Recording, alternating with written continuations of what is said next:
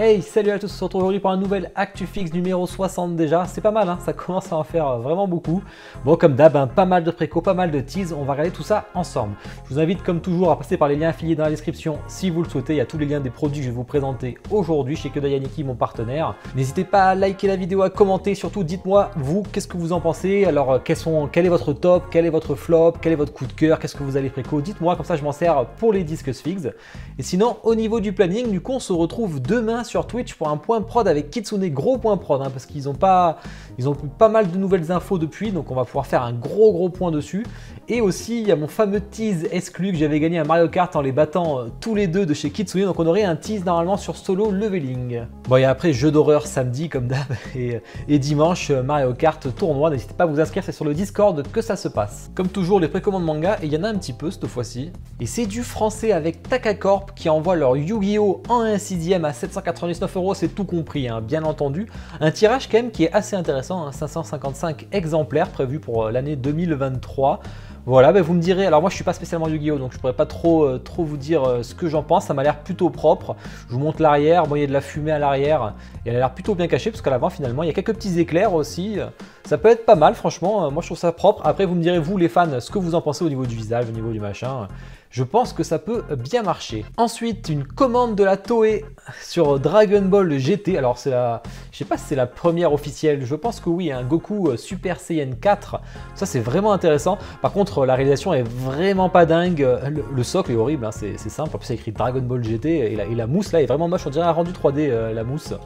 Le Kamehameha, bon à la limite ok, le Goku a l'air plutôt propre, mais il faut voir de près 915 $ quand même, hein, donc avec l'importation, elle va revenir celle-là dans les 1000 et quelques euros à mon avis. Alors je suis pas convaincu du tout, hein, soit les cheveux, la boule d'énergie, je trouve que ça fait vraiment cheap, c'est dommage.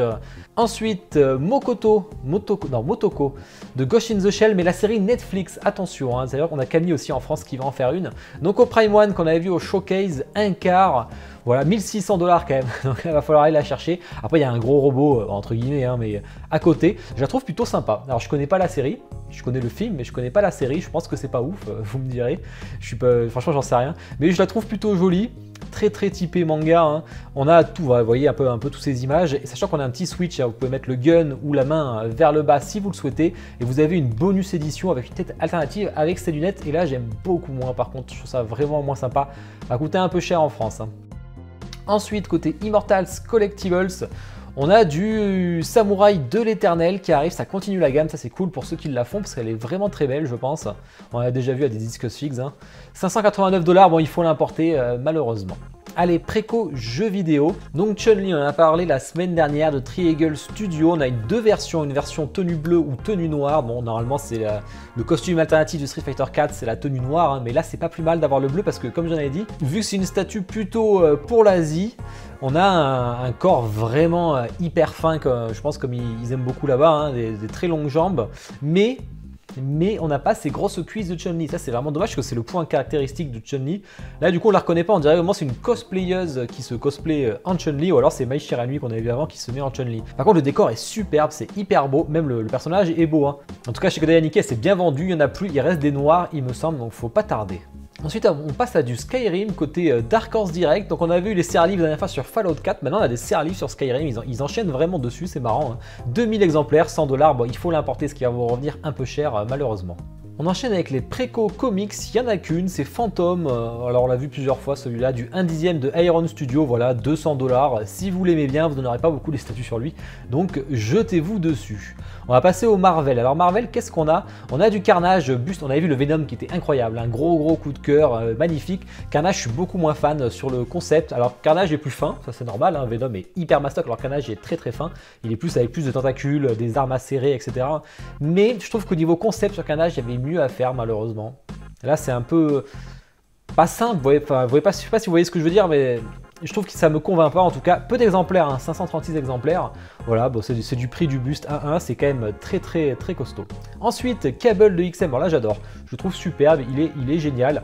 On peut changer, on peut mettre soit il porte sa fille ou soit il porte un deuxième gun alternatif. 999 exemplaires, un gros tirage, donc je pense qu'ils ont assez confiance pour le vendre. Il est vraiment très très beau. Ça a un peu râlé sur le prix. Ils l'ont redescendu de 100 $ australiens, donc ça va faire 60 € chez nous à tout casser, mais c'est toujours ça de prix. J'aime beaucoup les deux guns, hein. Même s'il y a une dynamique sympa avec la fille, je trouve que là quand même, là il fait vraiment badass de fou, hein. On enchaîne avec Murder Machine côté XM toujours. Donc là c'est du Batman métal. J'aime bien celle-là, elle est plutôt jolie. Ils ont bien remis un peu l'effet autour là, de la machine informatique, internet, tout ça, hein. 799 exemplaires, c'est plutôt propre. Il y a un petit switch au niveau du bras comme on a vu, hein. Et puis vous pouvez avoir toute la gamme métal si vous le souhaitez. Alors il y en a que j'aime moins, mais il y en a que j'aime beaucoup, hein, comme The Merciless que je trouve vraiment très sympa. Ensuite, on va passer les petits Iron Studio. Donc on a alors j'ai pas vu la série, hein, l'agent de la série Captain Faucon et Winter machin là, 150 $. Voilà, bon, alors ça me vend pas du rêve, mais j'ai pas vu la série. Peut-être qu'il est trop cool, hein. X23 qui arrive, ça c'est plutôt cool, 170 $. On continue tous les X-Men possibles, hein. Et on a, alors lui c'est Albert et je sais pas quoi, je sais plus comment il s'appelle, un dixième, je connais jamais vu ce perso, hein. Est-ce qu'il est cool? Je sais pas. En tout cas, je l'ai jamais vu. 240 $, bon plus cher, mais bon, il y a deux personnages, encore ça paraît logique. Préco d'ici, on n'en a qu'une cette semaine et c'est la Wonder Woman en 1,5 qui avait été repoussée. Là, ça y est, il n'y a que 100 exemplaires à 5000 $. Bon, c'est visage en silicone, forcément, c'est du 1,5, ça fait quand même 110 cm, 44 kg, donc c'est en plus bien lourd. Même si, franchement, la réalisation paraît vraiment pas folle, hein, je trouve, personnellement. Enfin, moi, c'est le concept de la statue que j'aime pas, hein. Il y a la Queen Studio à 1/4 qui est beaucoup plus belle avec les ailes sur le côté et tout. Après c'est du 1/4, c'est pas du 1,5.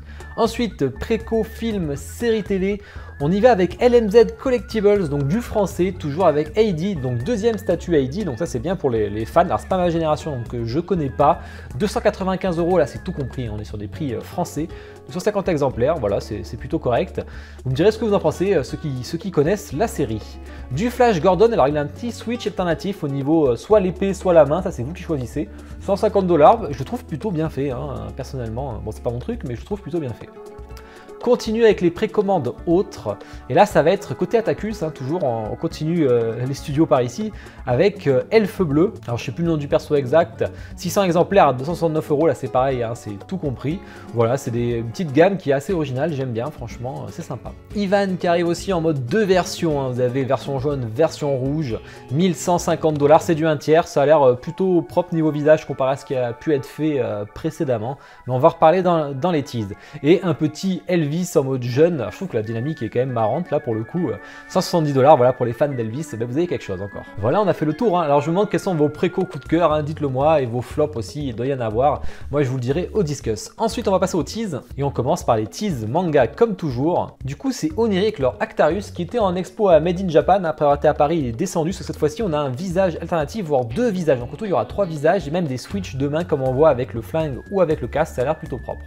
Ensuite Casca, ça y est, qui est enfin en fin de prod chez Prime One, c'est pas trop tôt, ou en cours de prod. Elle met du temps à sortir celle-ci, mais j'adore cette statue. Je vais pouvoir l'unbox en plus grâce à Badass, donc vraiment, j'aime beaucoup, j'ai hâte de la voir. On a du Zodiacos Studio, hein, ça y est, on a des nouvelles. De la Hinata Naruto qui est en fin de prod, c'est plutôt très rapide d'ailleurs, hein, parce qu'elle était en préco il n'y a pas si longtemps que ça, on en parlait, c'était cet été.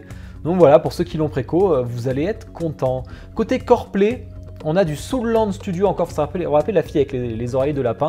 Mais là c'est pareil, c'est la même licence, ça a l'air plutôt cool, sur un trône. Préco le 20 novembre, pardon, donc on verra ça bientôt. Tease jeux vidéo, on a au moment où je vous parle, 17 h, donc à 18 h, il y aura la précommande de la Ivy. L'achetez pas sur Force 4 Figure, sauf si vous voulez la version exclusive. Attendez l'actu avec le lien Kyodai. Je trouve ça un peu dommage de faire une Ivy et de mettre l'épée rétractée, pas mettre l'épée fouée. Alors je pense, à mon avis, hein, j'espère, que la version exclusive proposera une dynamique avec l'épée déroulée à fond, parce que là ça rend pas bien pour moi personnellement. Tease d'ici, pas de Marvel, tiens, cette semaine. Alors JND qui va faire aussi un buste 1/3 sur leur Batman, donc ça c'est plutôt cool, hein, Christopher Nolan en plus. Il y a la statue qui arrive, mais il y aura aussi le buste. Est-ce que c'est alternatif? Est-ce que c'est avec? Est-ce que c'est à part? On verra ça. Tease, film, série TV, une meilleure image du tease de Jurassic Park de Prime One, hein, Jurassic Park 2 avec les 2 Tyrannosaures, ça va être incroyable de fou, hein. Là on le voit beaucoup mieux, c'est plus clair, ça a été désaturé je pense.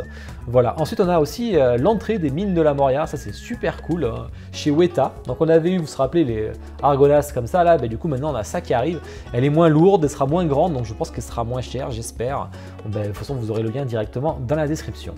Ensuite, Darkseid qui enchaîne et qui enchaîne. Après avoir annoncé leur Neo, maintenant on a aussi Trinity et Morpheus qui arrivent en un quart côté Matrix.